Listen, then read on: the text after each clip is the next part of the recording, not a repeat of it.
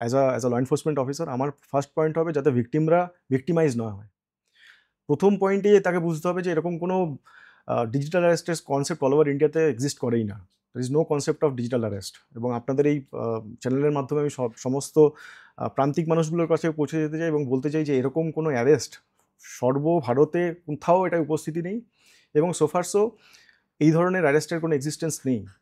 যদি কাউকে আপনাকে অ্যারেস্ট করতে হয় তাকে ফার্স্টে অনেকগুলো লিগ্যাল প্রসিজারের থ্রুতে যেতে হবে।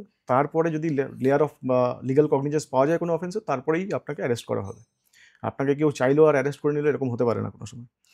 যদি এ ধরনের কোনো কল কেউ কোনো মুহূর্তে পেয়ে থাকেন, আমাদের সাজেশন এটাই থাকবে to make an approach to the police station. Immediately আপনি পুলিশ স্টেশনে যান, কমপ্লেইন লজ করুন। We will see to that আমরা যে জায়গা পর্যন্ত আমরা এগোতে পারবো এবং তাকে প্রচুর অ্যারেস্ট হচ্ছে আপনারা দেখছেন। রিসেন্ট পাস্টেও প্রচুর অ্যারেস্টের আপনারা নিউজ পেয়েছেন বিভিন্ন চ্যানেলস এবং নিউজ পেপারের থ্রুতে। সেগুলো এই ক্লাস্টারিং বা বিভিন্ন যে আমাদের পদ্ধতি আছে সেগুলোর থ্রুতেই আমরা করি। This is how it is.